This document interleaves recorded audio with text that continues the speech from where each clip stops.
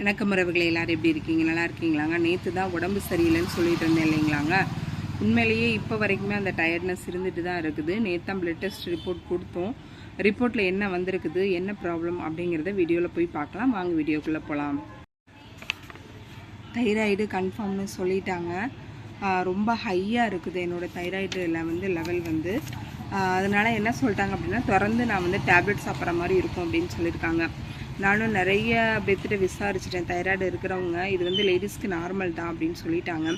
இருந்தாலுமே நம்ம வந்து காலம் ஃபுல்லாகவே டேப்லெட் சாப்பிடணுமா அப்படின்னு பார்த்தோம் அப்படின்னா இல்லை அப்படிங்கிற மாதிரி டாக்டர் சொல்லியிருக்காங்க.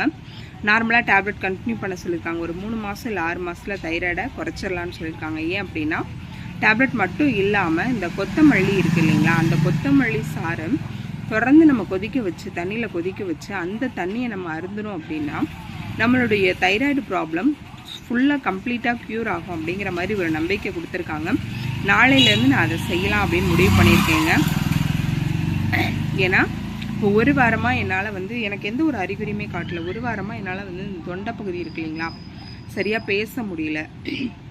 அடைச்ச மாதிரி, தொண்டையை அடைச்ச மாதிரி என்னால் சரியாக பேசக்கூட முடியாத ஒரு மாதிரி இருந்தது. அதனால தான் ஒரு டவுட்டில் போய் தைராய்டு டெஸ்ட் எடுத்தோம். ஆனால் தைராய்டு கன்ஃபார்ம் ஆயிடுச்சு. தைராய்டு இருக்கும் அப்படின்னு எனக்கே தோணுச்சு. தைராய்டு இப்போ கன்ஃபார்ம் ஆயிடுச்சு. டாக்டர் சொன்னபடி மாத்திரைகளை நான் தொடர்ந்து சாப்பிட ஆரம்பிக்கணும். அதே மாதிரி இந்த கொத்தமல்லியை வந்து நல்லா தண்ணியில் கொதிக்க வச்சு அதையும் குடிக்கலாம் அப்படின்னு ஒரு ஐடியா இருக்குங்க. என்னோடய தைராய்டு சீக்கிரம் குணமாயிரும்.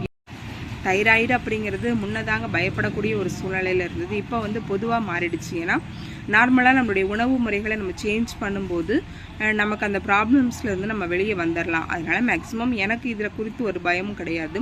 மாத்திரை சாப்பிட்றதுனால என்னோடய தைராய்டு ப்ராப்ளம் ஃபுல்லாக க்யூர் பண்ணிடும் அப்படின்னு நான் நினச்சிட்ருக்கேன். கண்டிப்பாக என்னோடய தைராய்டு பிரச்சனையை நான் சரி செய்து மறுபடியும் என்னோடய தைராய்டு பிரச்சனையினுடைய அளவு குறைஞ்சிருச்சு அப்படின்னு சொல்லி நான் வீடியோ போடுவேன். எனக்கு அந்த நம்பிக்கை இருக்குது. வீடியோ பிடிச்சிருந்தா லைக் பண்ணுங்கள். நீங்கள் நம்ம சேனலை இப்போ தான் ஃபஸ்ட் டைம் பார்க்குறீங்க அப்படின்னா சப்ஸ்கிரைப் பண்ணிடுங்க.